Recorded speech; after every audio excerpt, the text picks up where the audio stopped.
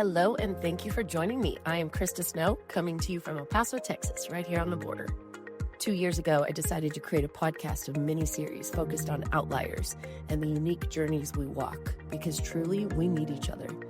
I've built a collective to dive into a variety of topics from healing and relationships to business advice and neurodivergence. My commitment to you is to bring you integrity and high quality, because I believe in people and their potential. So without further ado, welcome to this space where you can join the collective as we listen, learn the flip side, and ultimately level up our lives together. I'll be your host, and you're listening to the Level Up Podcast. Welcome back to the Level Up Podcast. I have Leah and Melissa here today, and we're going to talk about friends in the trenches. And friendships are a significant part of healing and the way that friendships organically thrive and morph into something new, something different entirely, is just a really cool and interesting part of the healing journey, and also a difficult part as well. So we're going to talk about that, and we will start with low high. So, do either of you want to go first? Why not? Okay. Leah. So, hello, y'all.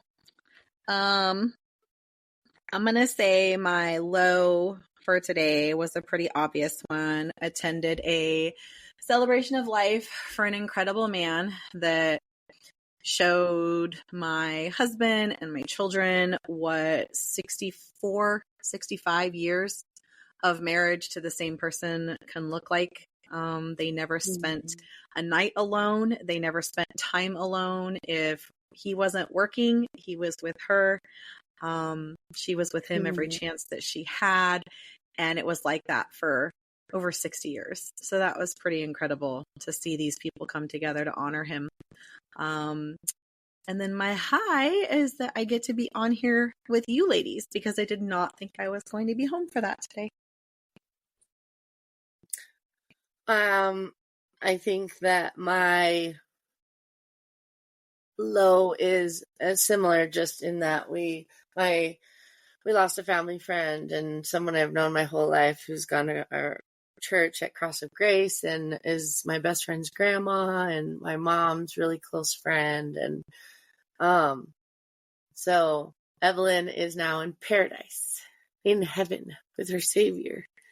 And it's sad because grieving is hard, but my high is the same as you, Leah, that we're here right now recording and doing friendship together, because friends in the trenches, when life is hard and it's sad and there's stress or grief or loss or anything, those are the things that really can they can encourage us and keep us going when it's really hard. So, all right, Melissa, you low high. All right. So, as you know, my low is really just that I'm not feeling 100% today. Just, anyways. It's just one of those days. It's just one of those days. Or weeks. Yeah. Week. Or January. It's kind of like January so far. And I was like, I was all ready for 2025. Let's roll. Yeah. And 2025 has kicked my butt every day so far. And it's only very much looking forward to January being done. Like, you see those memes where everyone's like, woohoo, January 1st. And then you see the person is like, oh, it's January 52nd. Yeah, I'm ready for January to be done. Reset. My high, and this is really hard because, like, very much like you guys, I'm like, oh, I just love this. I love when we get to come together like this and we get to do this. Yes. But I'm also like, I gotta celebrate my kid here for a minute, because she, at the very last minute, after saying like, no, I'm just going to go to community college and I'm going to do nursing program, and me being like, hey, that's great. I'm so glad that you know what you want to do.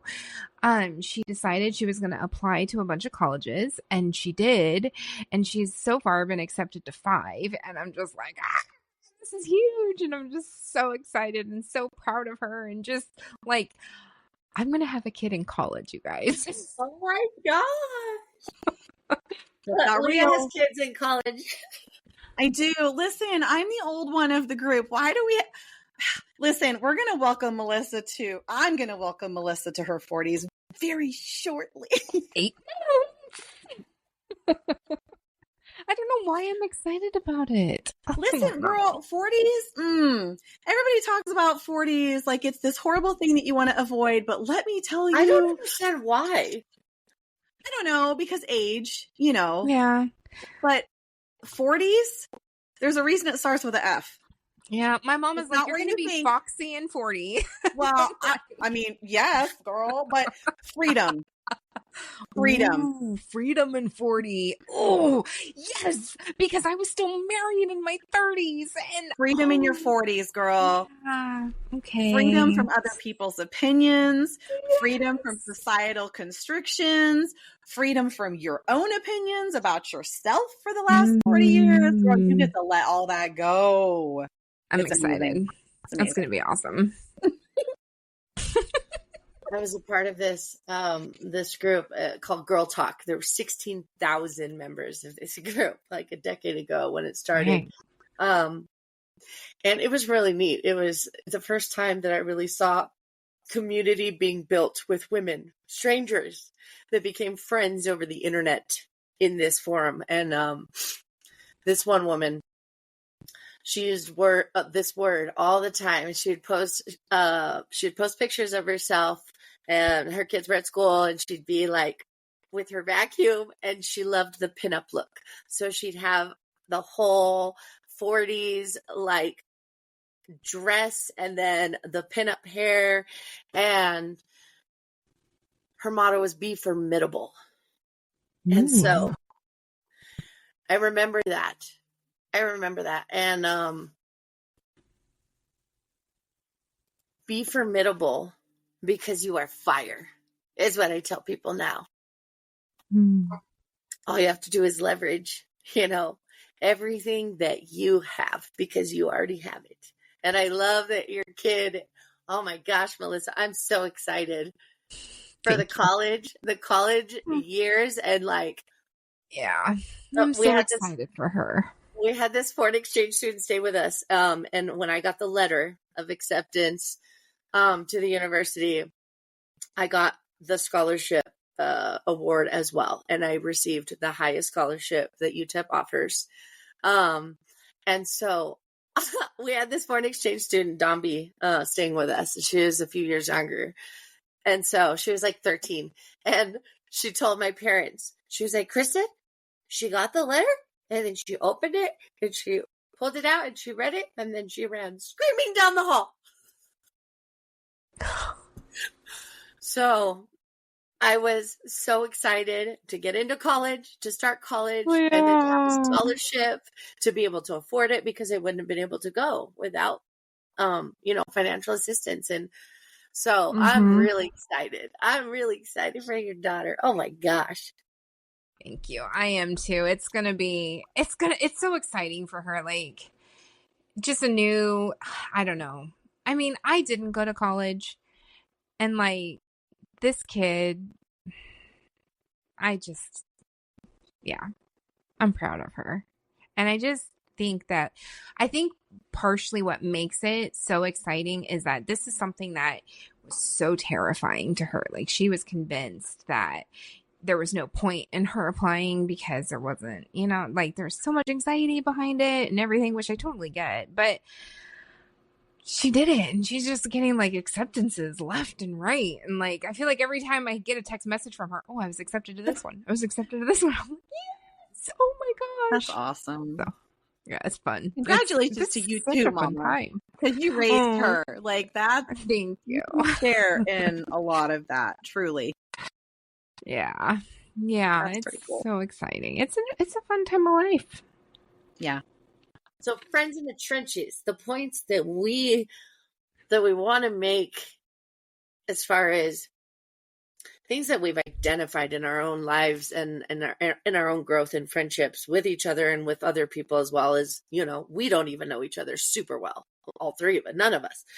But asking the questions, providing the feedback to help give input and course correct, being vulnerable and being free to be vulnerable, as well as being willing to be authentic and have the freedom to say all the things.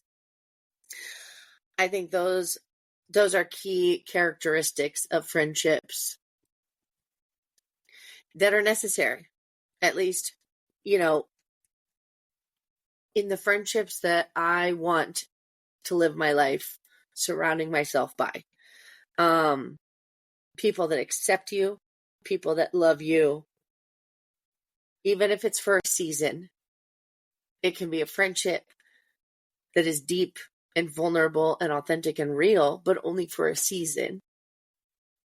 And friends where distance and time doesn't matter, because you can pick up right back where you left off, just as fresh as the last time you talked.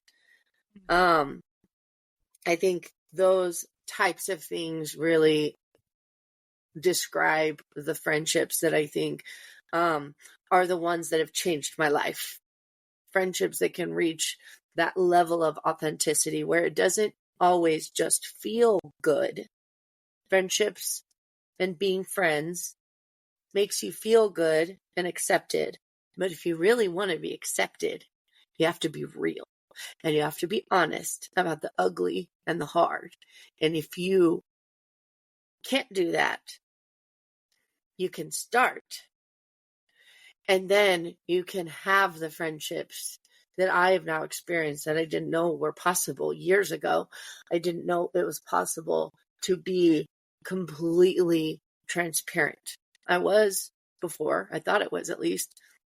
And I realize now I wasn't, because I was afraid of saying the things that would drive people away or make them leave. And now I realize that when you say the things and then people don't leave, those friends in the trenches can become your lifeline.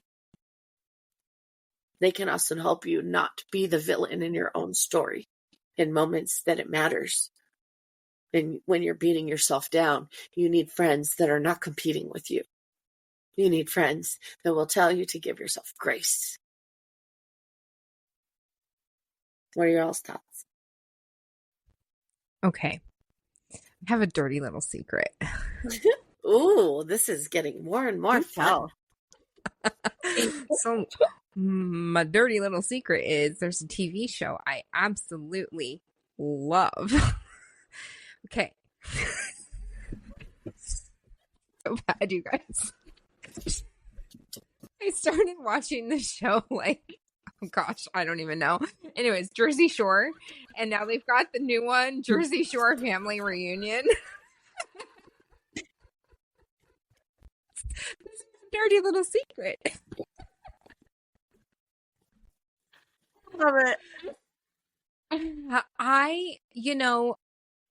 You see so many examples of horrible friendships sometimes. But then there's like these moments of shining glory where like, it's just, oh my gosh, they just come around each other and just accept each other no matter what the story is, love you and support you and help you get through this. And sometimes hold up the mirror and go, this is what you are doing. And this is the damage you are causing, not only to yourself, but to the people around you. And I just think that is so beautiful. And that's what we all want. That's what we all need. Yeah. And it takes that vulnerability because, I mean, there are things that they know about each other that nobody else knows. Yeah. You know? And I think, like, their lives are on display in a very weird and awkward way, I'm sure. actually, yes. Not, I'm sure I know because I'm thinking back to the early Jersey Shore days with the cameras in the Oh, yeah. bedrooms. Oh, Oh, my yeah. gosh, those poor people. But I mean, just that authenticity that they're able to show up for each other and truly be themselves. And you see things where, like, you know, Sammy Sweetheart hasn't even been in the show for the first, I don't know, I think they're on season 7 now. So like for the first 5 years, she wasn't even a part of the reunion show. And she's come back and they just enveloped her and loved her, and she's able to, you know, vulnerably open up about stuff, and it's accepted. And I just see them showing up for each other Yeah. in that way, you know, even if they're sitting there making fun of each other for the ridiculousness, it's all done in love. Yeah. It's so beautiful. You can speak, you know, truth is always important, you know, and you can speak it in love, and you can speak it tactfully in a way that you know that person can receive it. Because if you truly love somebody, you truly care about somebody, you don't want to see them continue down a road or, you know, in a pattern of behavior that's ultimately going to lead to their demise. And so that's when you really have to question, you know, is this a relationship that is worth the work that it's going to take to become those Instagram friends, to become those Jersey Shore on the TV people, you know, because social media is everywhere, right? And we see these friendships that look so inviting, like, oh my gosh, I would love that. Like, they do life together, they raise their kids together, they do these family vacations together. But what you don't see, fun. It's fun. Yeah. It's fun. You get They these group of each people other. At least it seems like it. They're right? honest. They're transparent. They show up for one another. They're part of each other's kids' baptisms, and you know, they're part of all this family of friends. You know, Yeah. But what you don't see is it could be one of two things. The work that it took to get there could have been grueling. It could have been covered in snot and tears and vomit and blood. It could have been really hard to get where they are. And that is why they appear so close now, is because they put in the work. They were the friends in the trenches. It was ugly. It was smelly. Yep. You know, it was taking care of the other person's kid when they're down with COVID. You know, you don't want to be there's family fights. There's it's ugly. You know, friends fights that you have to mediate. Like, and it can be ugly, or it could be fake. Yeah. And you could be sitting there with friendships that you could be cultivating, wishing that you had what you saw on the screen, when the people that you see on the screen don't even want what they have because it's not real. They're longing for real. They're longing for transparent. They're longing for somebody to tell them, you need to stop doing what you're doing. There's a better way, and I can show you. Take my hand. I will lead you. Let's go. Yeah. Yeah. So you could be envying something that is not real, first of all, or you could be envying something that you're not ready to put the work in for, or you're not willing to put the work in for to get there. Yeah. So it requires being honest with you. Is key. The work. The work is key. What do you guys think about the work? Like, if you have specific examples or things that you realized in the process of putting in the work. I remember having a conversation with my friend Laura on my couch, and we were just talking about healing in our lives, and our friendship had gone through like 7-year phase of meeting each other and just being shallow friends, surface level friends. Like we were close, but we weren't real. We were just friends. We hung out. We didn't talk about deep stuff, at least not that much. And then we started talking to each other as I started healing, and the friendships, you know, that I have, having the real conversations with those people, and they'll either have them back with you or they won't. So our friendship morphed over like a year and a half of really putting in the hard work and both agreeing to actually be real friends for the first time. We're sitting on my couch talking about healing, and I mentioned, okay, so this is what healing is like. You know what we've done with our friendship? How hard it's been? And she was like, oh my gosh, yes. I mean, she's thinking, both of us are thinking in our minds about the fights that we've gotten into when we offend each other by saying something. And then we come back and say, well, why did you say that? Like, that hurt my feelings. Or I felt like this when you said that. Or, it literally in a conversation where someone else was even in it and she said something and I stopped right there and I was like, wait, but if you say that makes me feel like that everything that I'm doing doesn't matter because it's easy for you. And this other person is still talking and she looks at me and goes, oh my gosh, you're right. I'm sorry.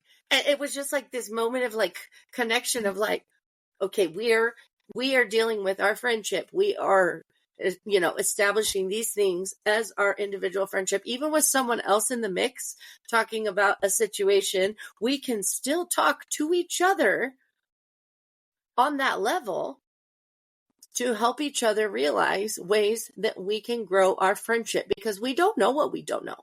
We don't know how we offend people. We don't know what triggers them. And unless we're willing to find out, we run. So I ran and I ran and I ran for everything that's hard in confrontation, especially. And with her, then I didn't. So as she's like, oh yeah, I know exactly how hard it was to get to the point that we are now. And I was like, yeah, now you have to do that with every single area of your life. And the look on her face was just like, oh crap. Like, because developing that kind of growth and friendship in one area, it is exhausting. Yeah. But it is so worth it. That one example for her made her realize, oh, I get it. Because I would never choose anything else but what we have done to get to this point, because it's so much better. But oh my gosh, it was hard. Yeah. And it is hard and it's been hard. But yes. But OMG, now I have to do that with everybody. My mom, my son, my work, right? Yeah. That realization though, I mean, that example I remember because the look on her face and the way that we talked about what we have done to grow our friendship, in that conversation was like, oh man, this is healing. This is what healing looks like. It's ugly, but at the end of the day, you sit on the couch next to each other and you're like, oh man, now I have to do that whole thing for something else in my life. But I'll do it if I can get to where we are right now, because I feel more free than I've ever felt. Right. And more honest and transparent. And when you don't have to hide in front of people, those friends in the trenches, that is literally what keeps you going in life when life wants to break you down. Yep. Absolutely. I have a friend that I get together with every Tuesday night, or at least we try to every Tuesday night. Sometimes, life gets in the way and stuff. But one of the things that she and I were talking about was in all of my healing journey is I realized that because I have these rejection wounds in my past, one of the things I do is I pull away and I will hold people at an arm's length, especially if I'm worried that there's going to be rejection there for some reason. Right. And so I have to conscientiously, especially with her, because she is very much one of my trench people. Trench people. It sounds so weird. So weird. See you in the trench. I'll see you in the trench. But she's one of my trench people. Just the image that this is painting up in my mind is just so ridiculous. Make it sense, girl. Make hilarious.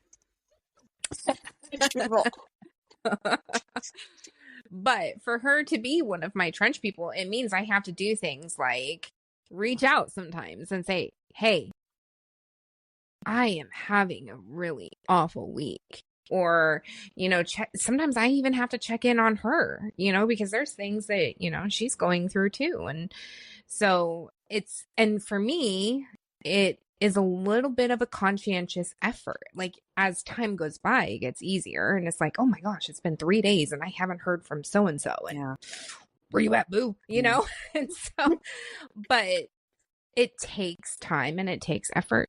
Yeah. And sometimes it comes in the form of people that you would have never thought.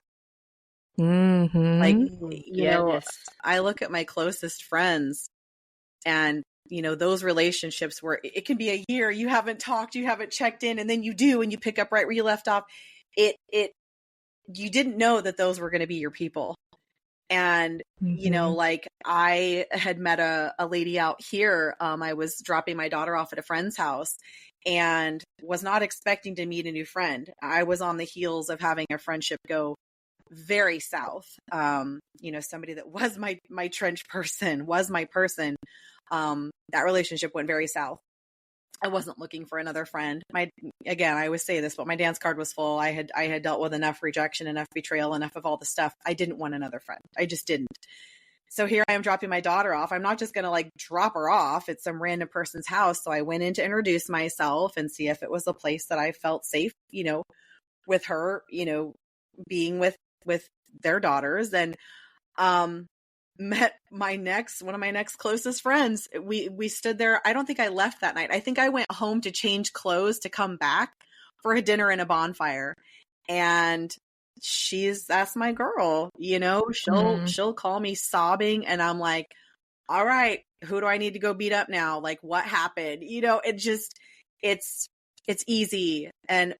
But then it's not, there's a lot of work. It came when I was not looking for a friend. In fact, I was doing everything I could to keep people at an arm's length. And she just kind of wormed her way in. We had so many things in common. She raised her girls in California. I was born and raised in California, in the same city. And if you knew where I live now, like out in the sticks, I don't meet a whole lot of people that have ever even been to California, let alone had lived there and done time in California.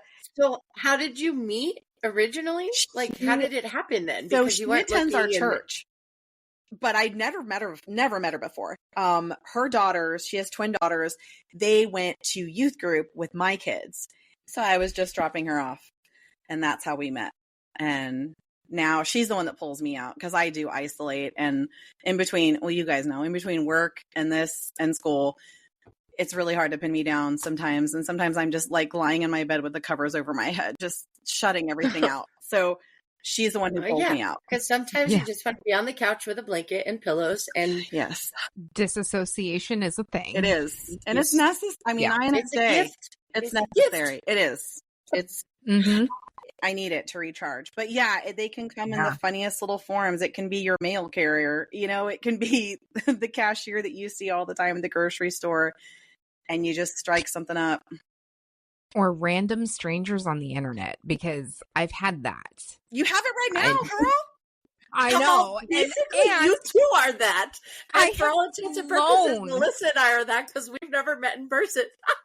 I have flown to meet random strangers on the internet, and my parents were convinced I wasn't going to come back, and I came back, and they were a little bit miffed.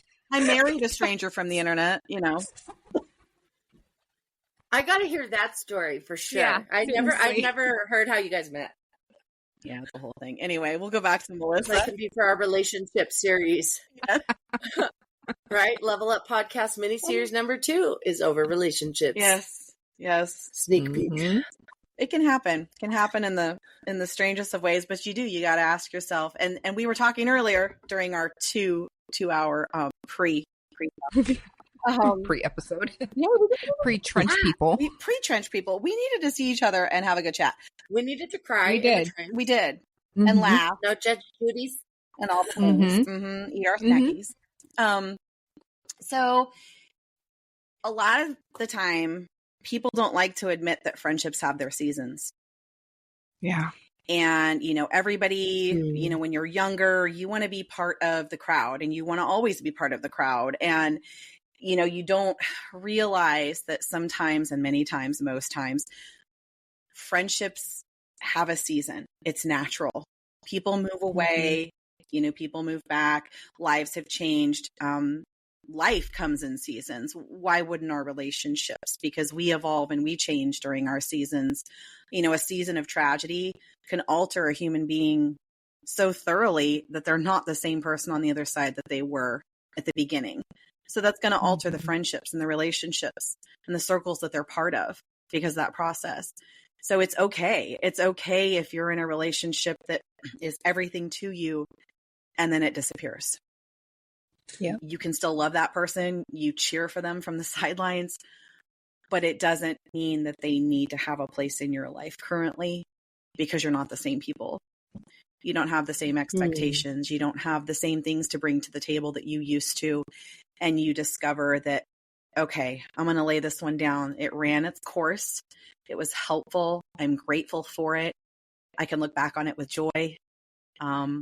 Sometimes tears when you realize that it's not there anymore, but it's not worth the work to get back to that place to move forward.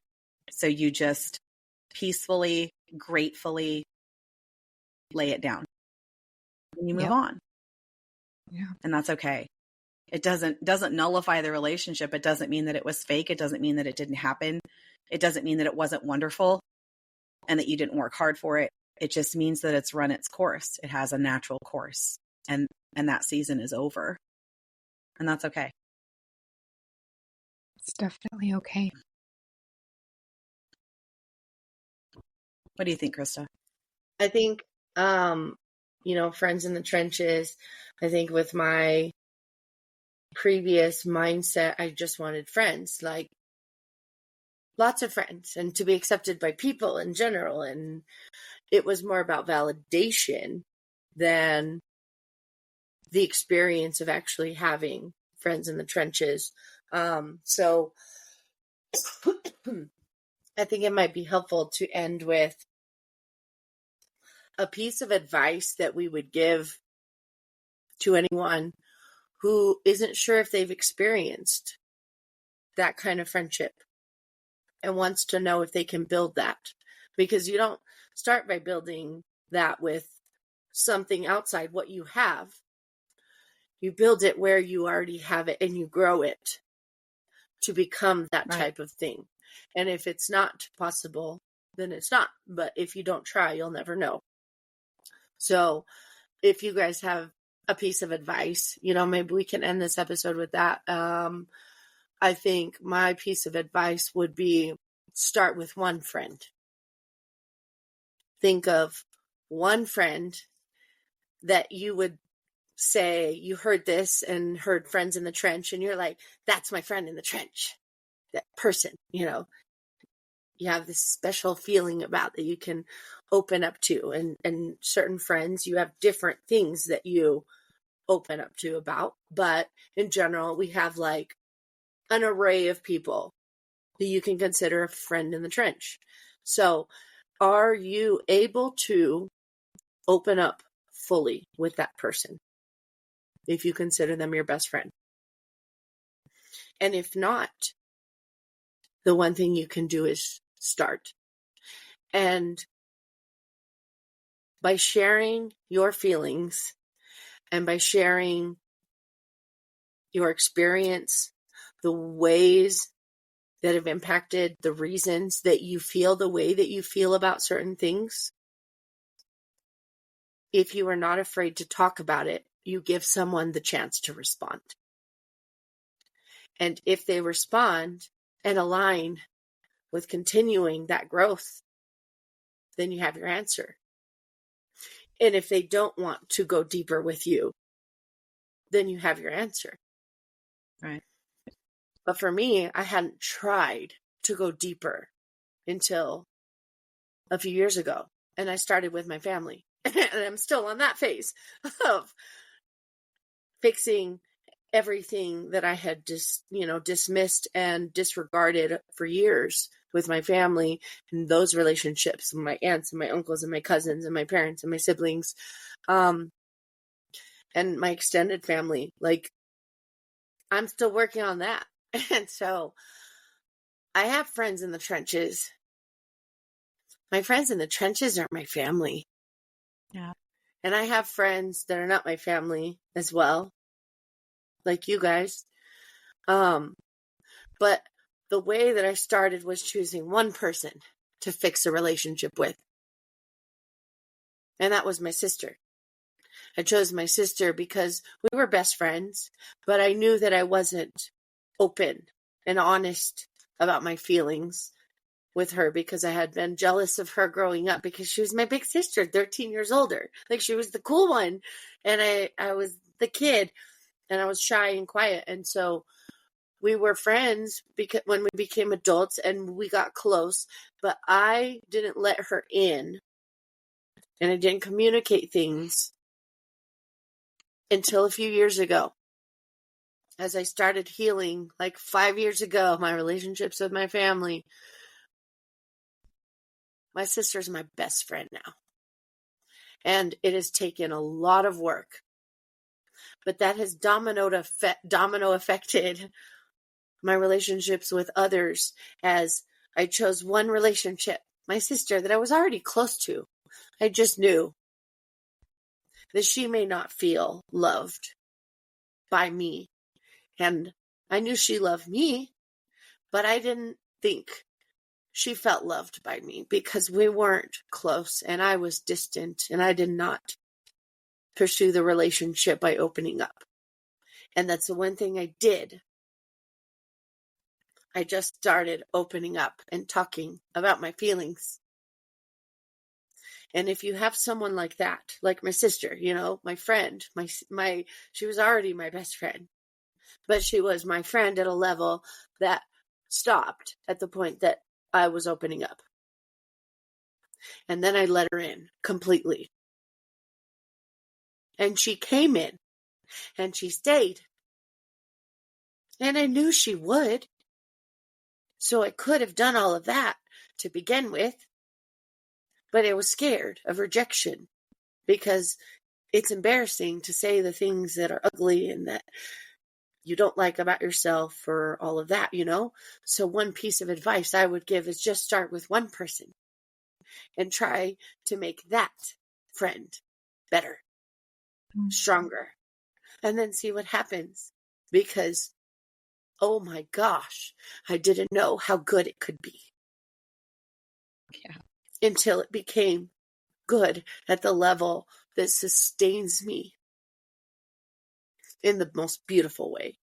That support of the friends in the trenches is truly the most beautiful gift. But until you give, you cannot get. And you have to give the communication and accept the rejection and move on.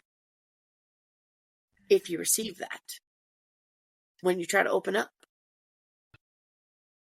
So, if you could say one thing to people who want a friend in the trench, or multiple ones, what would you say? Understand it's not an overnight process. You're not going to sit there and you're not going to be vulnerable to someone, and then you can't just expect them to give that same level of vulnerability. Sometimes it takes time. Sometimes you got to show up. Sometimes you got to prove yourself. Mm-hmm. It's not an overnight process. It's slow, and it's okay, because in that process, there's a lot of healing as well. Absolutely. Yeah, I would say, like Krista did, start with somebody safe, somebody that loves you, has your best interest at heart. For me, that person was my cousin. We were raised like sisters. We were daughters of twins, not even 2 years apart. And, for all of our life, we were always together, whether we wanted to be or not. We were always together. And, she had a child young, and that grew us a little, grew our relationship. It was still familial, but we entered that friendship territory. And it wasn't until a few years after that she admitted to me, some of the feelings that she had. She was the vulnerable one. She's the one who came to me and said, look, this is how I felt about you when we were younger. And I'm so sorry. Like, you didn't deserve any of it.